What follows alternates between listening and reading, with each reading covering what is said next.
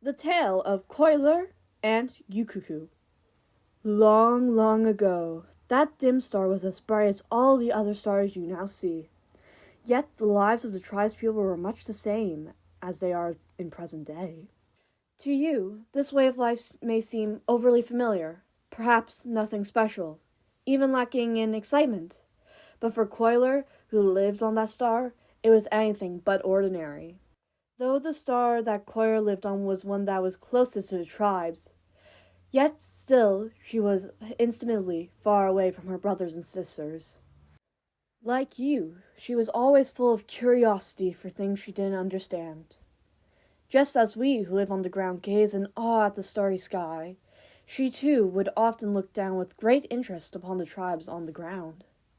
But one day, Qoyllor leaned too far forward and accidentally fell from the sky, falling to the ground. The star lost its former brilliance, and her powers shattered into fragments that were scattered across the land. Her father, the sun, had entrusted her with this power, exhorting her to guard it carefully.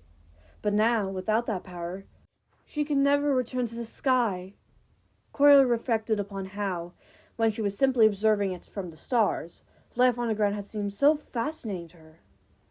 Yet now that she had given up her original life, and became part of it, it all seemed far less satisfying.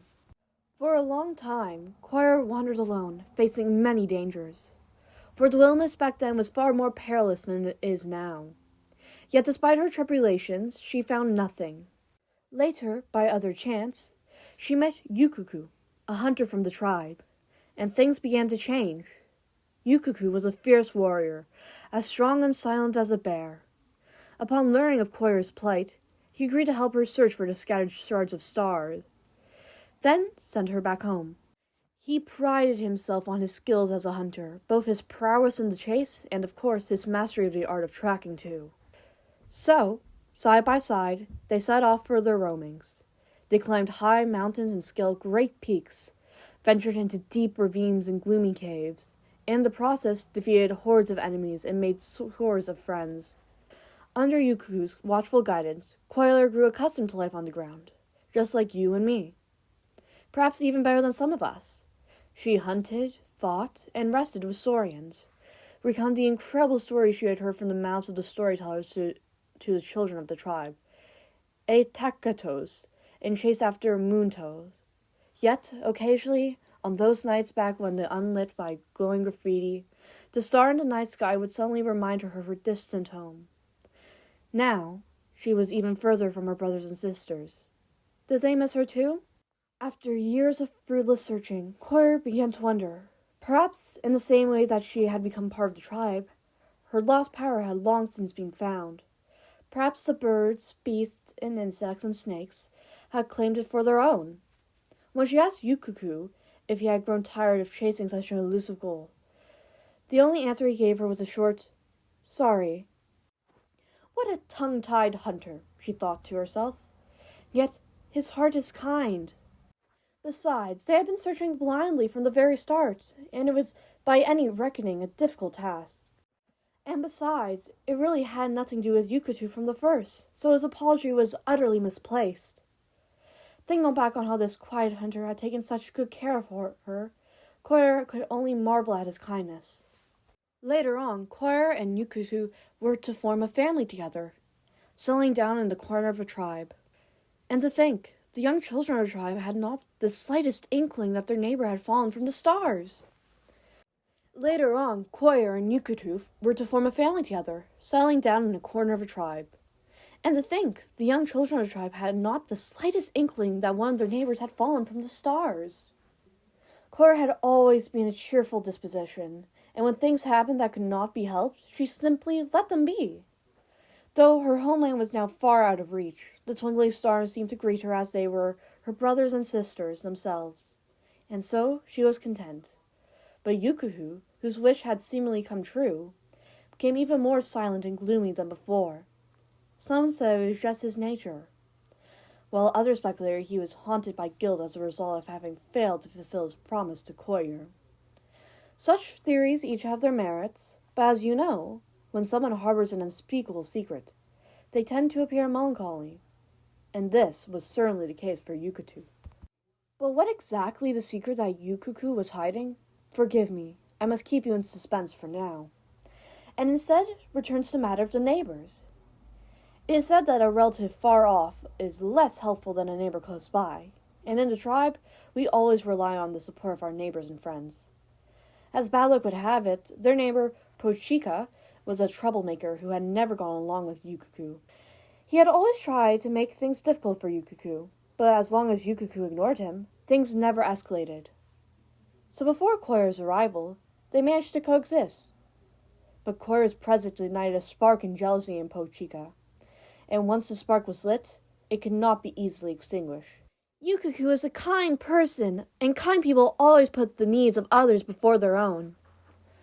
Of course, Pochika was well aware of what the other tribespeople thought of Ukuku, but he clearly saw things differently. That boor he is, a complete and utter boor. But I can use his kindness against him, and in the end, it will save me much trouble. Pochika's plan was very simple. He would, from time to time, speak badly of Ukuku in front of Qoyllor, adding a bit of color here and there, embellishing his stories with malice barbs. You might wonder how such a clumsy trick could work, but do not forget the extreme wretchedness, even gloominess, that Ukuku had shown of late could be hard to bear for someone whose origins were as special as Qoyllor's. Ah, look at you, like a bird that has its wings clipped. When he was talking to Qoyllor, Pochika always took on an air of intimacy. He's always been like this. Whenever he found a bird he liked, he clipped its wings to stop it from flying away, then locked it in a cage.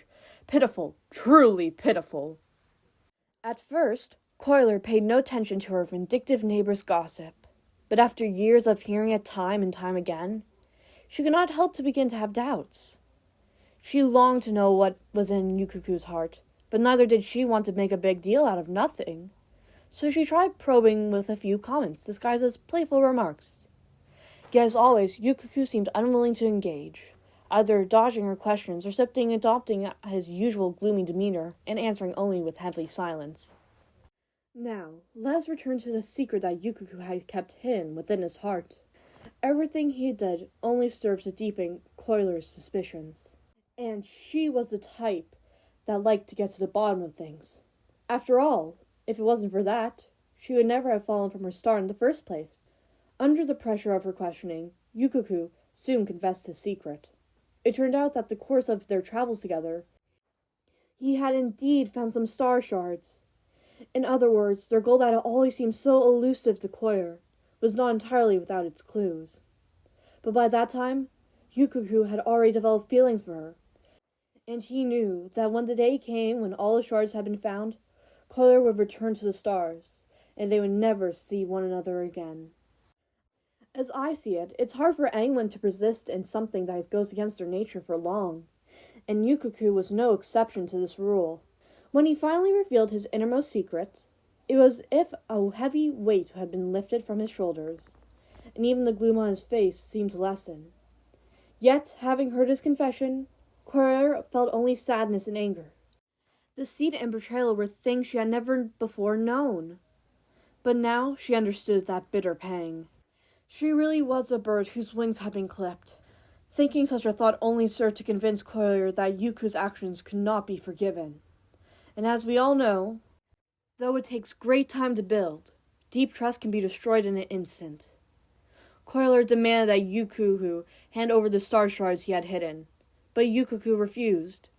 He could not bear the thought of parting with her, still believing that as long as he kept her close, there was always a chance that he might turn things around. But this was a vain idea. For, as we all have our limits when it comes to forgiveness, and these vary from person to person, so for Qoyllor did the buck stop at deceit and betrayal. Ignoring his pleas, Qoyllor left the tribe she had once considered home, returning to the same wilderness she had wandered when she first fell to the ground. But this time it was different. She knew what she had to do. Like a true person of Naland, she left a huge work of graffiti on the vast expanse of the land. How big was it? Though it can now be seen no longer, it is said that those who witnessed it at the time remarked that it might as well be bigger than a volcano. You could not have missed such a gigantic piece of graffiti, even if you were gazing down from the sun itself. And indeed, that was her intention. Let her lost power be, she thought to herself, whether hidden by Ukuku or claimed by birds, beasts, insects, and snakes. It mattered not, for she could always turn to her father, the one who had bestowed the power upon her in the first place, and was willing to accept any punishment that might come her way. And lo, Qoyllor's son-father saw her plea, quickly bringing her back to the sky. That star that had lost its power became dim, and is now almost invisible unless you looked very closely. Would Qoyllor still look down at the land, observing the lives of the people below as she once did? I do not know the answer to that. But what is certain is that she reunited with her many brothers and sisters, returned to the place that even the mightiest Inkudumosaurus could not reach. As for Ukuku, who had been left behind, his deceit and betrayal angered the sun, and as punishment he was blinded by the sun's golden arrows. From then on, wherever he went, the sun would retreat behind the clouds, leaving him without a trace of sunlight. Even their child, Qoyllor, who was still very young at the time, was affected by this. As a result, he was unable to form a single friendship with any saurian until he had grown up to be a young man. But as for Qoyllor's adventures thereafter, well, that's another story entirely.